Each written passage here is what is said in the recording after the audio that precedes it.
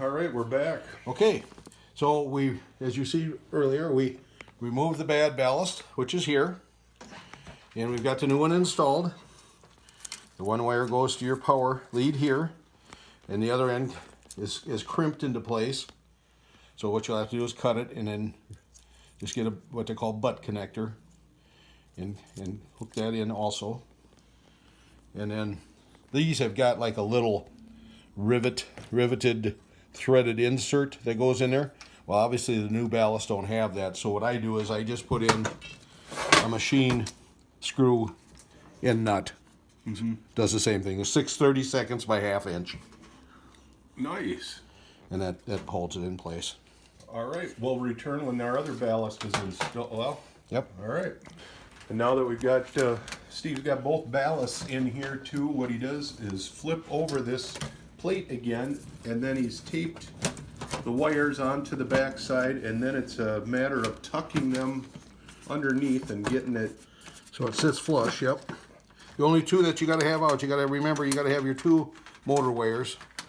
There's a brown one and a black one. Those have to be sticking out, obviously. The next time you see this, it will be secured down with our, is it 5 screws? Yep. All right, see you soon. Well, in our absence here, Steve has reinstalled 2 new bulbs, and I asked him about the starters. I'm like, well, did you replace that one? But it was the ballast, so Yep. he's reusing the starters. And Steve, maybe I'll let you take off. Okay, we got our 2 new ballasts here. We got it all mounted back in. The starters, of course, we knew those were okay because we swapped them around and it didn't make any difference. So I like to use new bulbs as long as you have it apart. And what I like to use, these are what they call daylight bulbs, DL.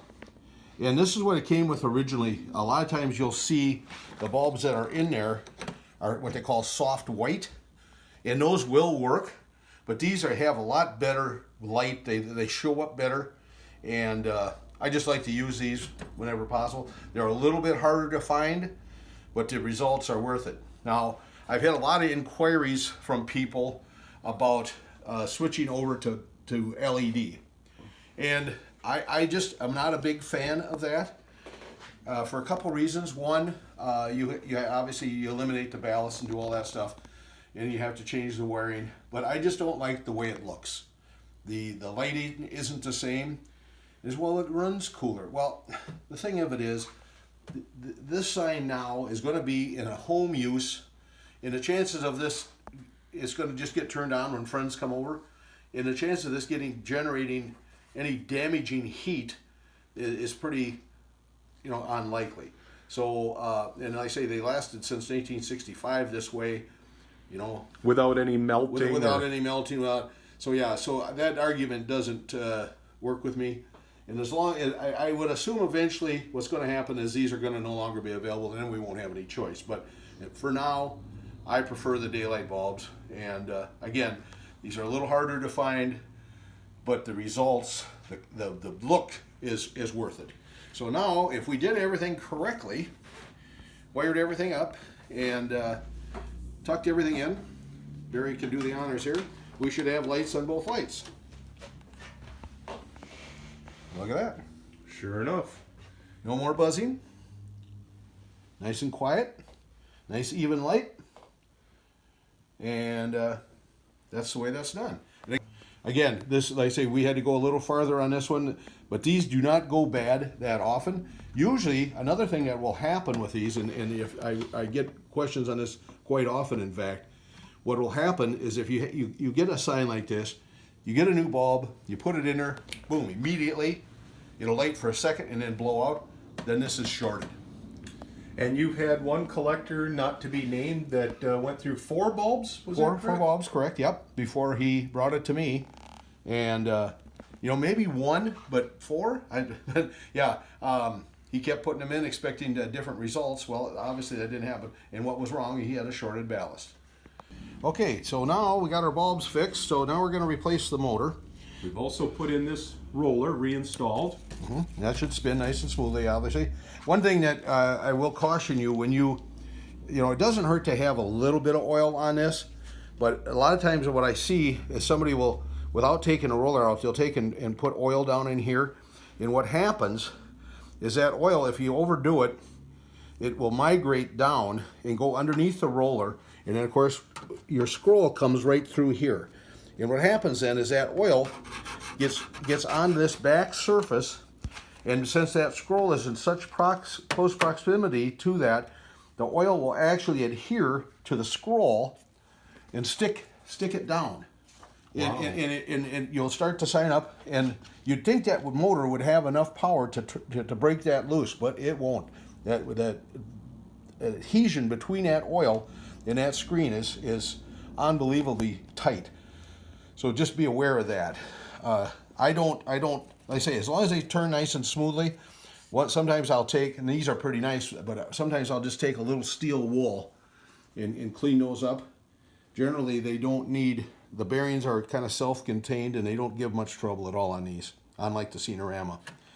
So we're putting in a new motor. This is one of my motors that I sell. And you remember before we had all these parts here, and I basically do not reuse them. You certainly can if you want, but they really serve no purpose. So when I sell my new motors, I send 2 new little attaching screws and nuts with the motors, and then they attach kind of, I say, in the 2 o'clock and 7 o'clock position, just like that. All right. And you put those, they're 6/30 seconds. Like I say, I send these with all my motors. And again, like I say, there's nothing stopping you from using those. And you'll notice these slots that these screws mount in, you have an adjustment. Okay? So you install the motor, and of course you got your belt. And remember the gear that we took off earlier? What I do is I slip the belt on the gear. Line your motor over. And line it up. And it's a flat shaft on here, so the gear will only go on one way. And then once you get that all intact, then just take and slide your motor a little bit to the right. You don't have to go crazy, because it's a cogged belt. It ain't going to slip. And just hold light pressure on it, and then tighten your screws.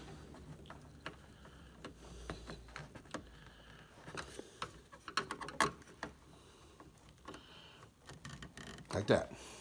All right. Now, you remember that little clip that we had on the end there. I have found that the tension of the motor, or of the gear, I'm sorry, of the belt, will keep that on there. What I do to just make darn sure, because that clip obviously will not fit back on here because there's no groove in that motor.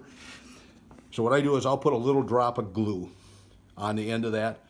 So that way, if you ever did have to replace this motor at a later date, you could get that back off. Just take, pry that glue off of there. Yep. And that'll assure that. And then you hook up your wires. And again, it doesn't matter which way you hook them up. It'll work either way. And we'll return right after this is all wire nutted up. Okay, we got her all wired up. You got the belt on. It's got a nice little tension on it. Should we plug it in? Let's plug it in and see if we got action. All right. Plugged in. We got our bulbs turning on, and we have action. Oh my goodness. So once we have our scroll back in place, we'll tape that seam, put this roller in, put the tension back on, and that's pretty much it. And then put our aluminum rails on there. And our guides. Dr. Hamm's completing the motor and light. We got a little bit more than what we bargained for in this film session. So again, if you're going to buy a motor from Hamm's, or Steve, they're the correct RPM and everything. And just shoot him an email at thbear54@yahoo.com. Dr. Hamm's, Barry the Beer Guy from I Buy Old Beer. Thanks for tuning in and subscribing, and we hope you find this of value.